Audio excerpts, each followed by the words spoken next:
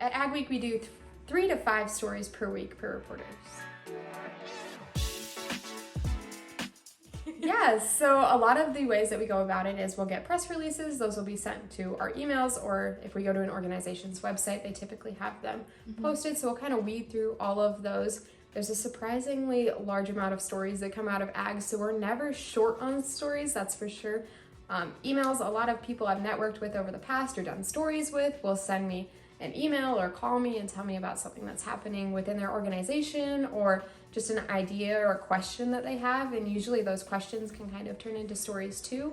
One thing that my boss always told me before was that if you are interested in a topic, someone else probably is too. So if you have a question about a topic, or you just want to learn more about a subject, there's typically a way that you can start doing your research and turn that into a story that would kind of relate with everyone.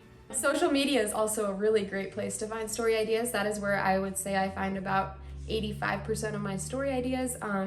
Through Facebook, I'll post a post when I'm going like to the other side of the state or going on a story trip, trying to collect as many stories as I can within a few couple days. So I'll put out a post, and typically I'll get a really good response, whether that's from farmers or other organizations that just have things happening in that area, or know a farmer that would be a good highlight. So social media, you can also see what people are talking about on social media too, and that can kind of help you cultivate some of those ideas.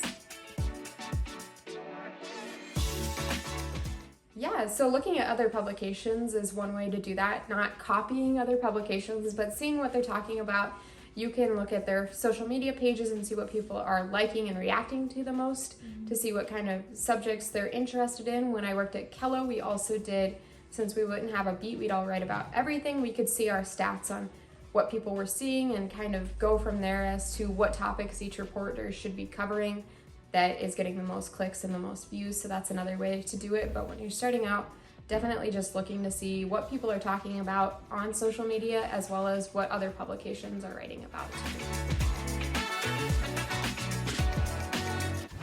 Yeah, basically just stay curious, always be asking yourself questions and doing that research on your own to see if that's a topic that maybe there's a different avenue that you never thought of that could be an interesting story.